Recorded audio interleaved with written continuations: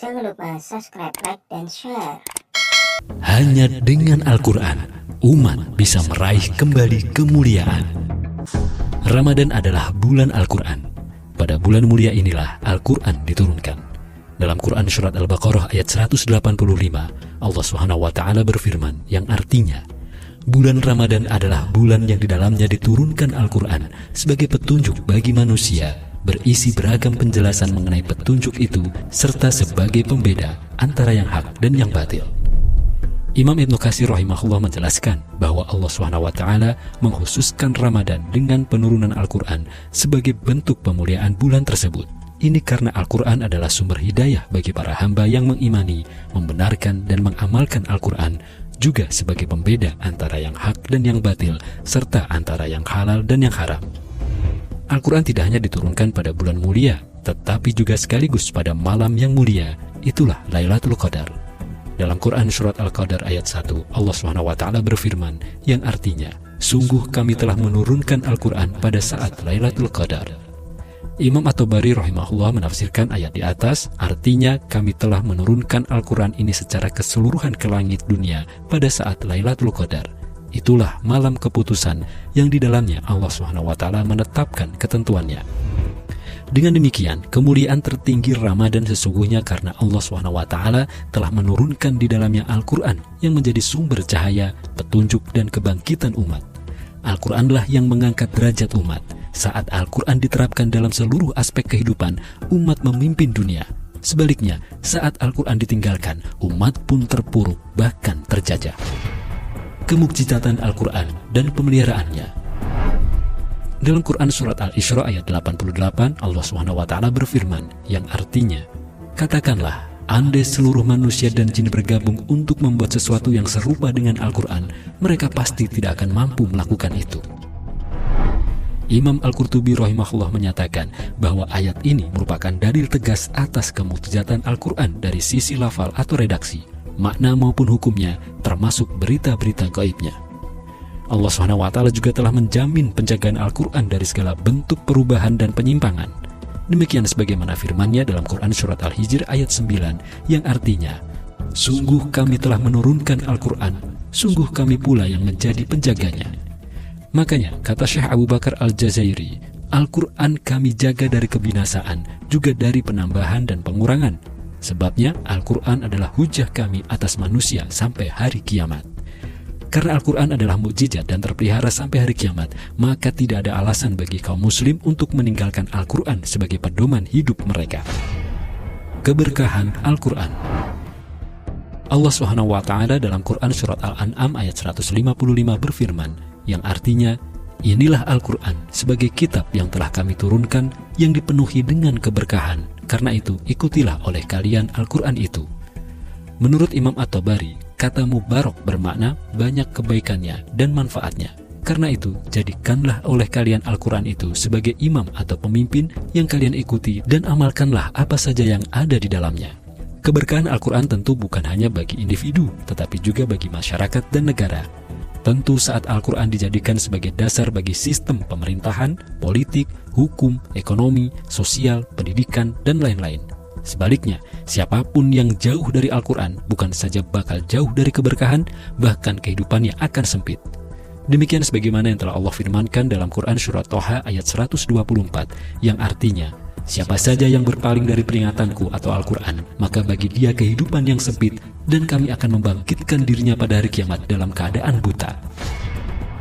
Di antara penjelasannya, kata Imam Al-Baghawi, jika suatu kaum berpaling dari kebenaran Al-Quran, meski mereka hidup dalam kelapangan dunia, yaitu berlimpah dengan kekayaan, mereka tetap dalam kesempitan hidup.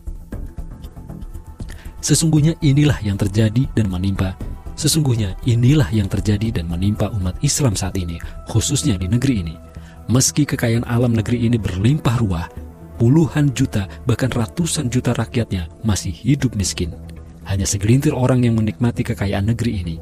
Mengapa? Karena Al-Quran tidak dijadikan dasar dalam pengaturan kehidupan di negeri ini, termasuk dalam pengelolaan sumber daya alamnya.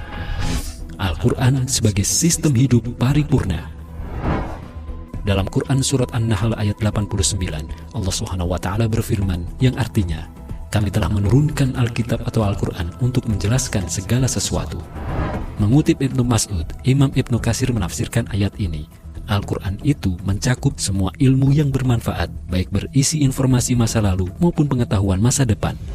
Mengandung hukum semua perkara yang halal dan yang haram, serta mencakup semua yang dibutuhkan oleh manusia, baik dalam urusan agama, dunia, maupun kehidupan mereka. Al-Quran menjelaskan sejumlah prinsip dalam perkara ibadah ritual, seperti sholat, shaum, dan zakat. Al-Quran juga mengatur sejumlah prinsip di luar ibadah ritual. Di bidang ekonomi misalnya, Al-Quran menjelaskan bahwa Allah telah menghalalkan jual beli dan mengharamkan riba. Lihat Quran Surat Al-Baqarah ayat 275. Sayangnya, di negeri ini riba malah dilegalkan. Bahkan negara adalah pelaku riba terbesar. Faktanya, setiap tahun sekitar 500 triliunan rupiah dikeluarkan dari APBN hanya untuk membayar bunga utangnya saja. Wajar jika negeri ini jauh dari keberkahan karena bergelimang dengan riba. Dalam Quran Surat Al-Hasyr ayat 7, Allah SWT juga telah berfirman, yang artinya, agar harta kekayaan itu tidak hanya berputar di kalangan orang-orang kaya saja di antara kalian. Sayangnya, di negeri ini pun, negara justru memberikan keleluasaan kepada oligarki untuk menguasai aneka sumber daya alam yang menguasai hajat hidup orang banyak, seperti aneka tambang, semisal minyak, gas, emas, perak, nikel, batu bara, dan lain-lain. Lalu hutan dan lain-lain. Tentu saja, hasilnya lebih banyak dinikmati oleh mereka yang jumlahnya hanya segelintir.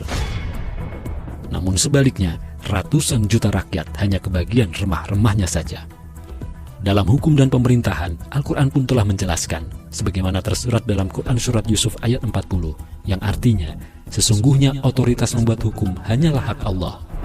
Imam At-Tabari menyatakan bahwa ayat ini menyatakan bahwa hukum tertinggi adalah hukum Allah, bukan hawa nafsu manusia. Sayangnya, di negeri ini juga, negara justru menerapkan sistem demokrasi sekuler yang menyerahkan otoritas pembuatan hukum kepada manusia, yaitu lewat pemerintah dan DPR. Sama sekali tidak merujuk pada Al-Quran. Wajar jika banyak undang-undang dan peraturan di negeri ini sering tidak adil, sering lebih berpihak kepada segelintir orang, yaitu oligarki, dan mengabaikan kepentingan rakyat banyak. Contohnya, Undang-Undang Cipta Kerja, Undang-Undang SDA, dan lain-lain. Allah SWT pun telah berfirman dalam Quran Surat Al-Ma'idah ayat 45, yang artinya, siapa saja yang tidak berhukum dengan wahyu yang telah Allah turunkan, maka mereka adalah para pelaku kezaliman. Imam Al-Qurtubi menjelaskan bahwa meninggalkan hukum Allah SWT termasuk kezaliman besar karena mengganti hukum yang adil dengan yang didasarkan pada hawa nafsu manusia. Sayangnya, di negeri ini, negara justru memberlakukan hukum-hukum buatan manusia, bukan hukum-hukum Allah SWT. Pemberlakuan hukumnya pun sering timpang, tajam ke bawah dan tumpul ke atas. Wajib kembali pada Al-Quran dan As-Sunnah. Rasulullah SAW telah bersabda, aku telah meninggalkan di tengah-tengah kalian dua perkara. Kalian tidak akan tersesat selama-lamanya selama kalian berpegang teguh pada keduanya, yaitu Kitabullah atau Al-Quran dan As-Sunnah atau Al-Hadis. Hadis riwayat Al-Hakim. Berpegang teguh pada Al-Quran dan As-Sunnah berarti menjadikan keduanya sebagai sumber hukum dan legislasi, bukan sekedar sumber bacaan dan inspirasi.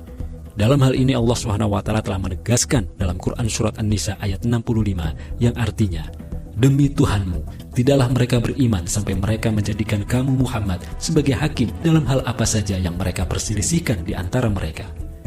Imam Ibnu Katsir menjelaskan bahwa ayat ini menunjukkan kewajiban menjadikan Rasulullah SAW dan syariah yang beliau bawa sebagai pemutus dalam segala urusan. Karena itu, keimanan kita kepada Al-Quran sebagai wahyu Allah SWT bukan hanya sebatas pengakuan lisan, tetapi harus dibuktikan dengan komitmen kita untuk menerapkan hukum-hukumnya dalam seluruh aspek kehidupan. Jalan kemuliaan umat.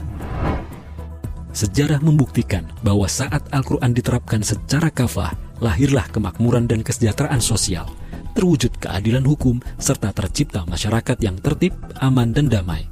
Sebaliknya, saat Al-Quran disingkirkan, muncullah kemiskinan struktural, ketimpangan sosial dan ekonomi, korupsi sistemik, dan dekadensi moral, lalu ketimpangan hukum, dan lain-lain.